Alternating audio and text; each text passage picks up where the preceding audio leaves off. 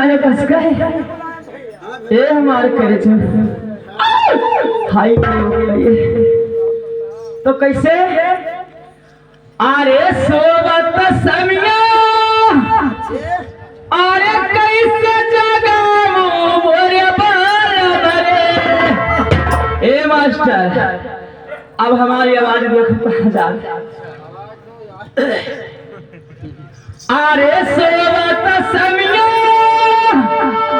अरे कैसे मैं जगाऊं बोरे बाल बरे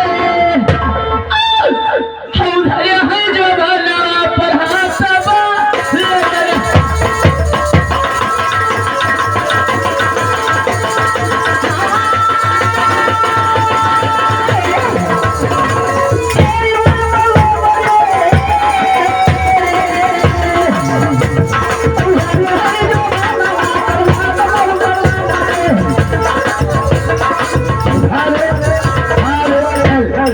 और आगे हमारे आगे राम प्रताप यादव भैया के तरफ से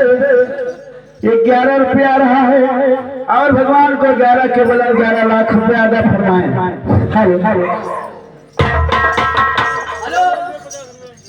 ये हमारे बाबा की तरफ से हमारे गुरु महाराज की तरफ से यानी 50 रुपया इस खुशी में आया है। भगवान ने 50 रुपए की बदले 50 लाख की संपदा प्रदान की और उनकी भाव भक्ति बनाए। लेकिन कैसे सुनो अरे सोबती समिया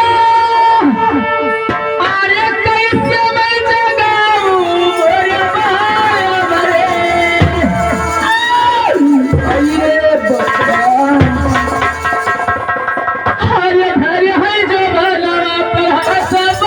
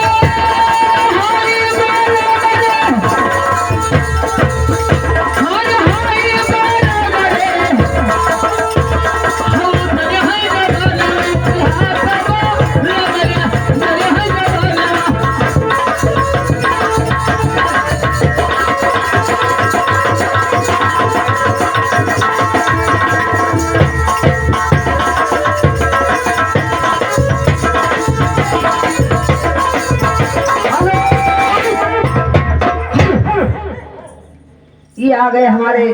भैया यादव की तरफ से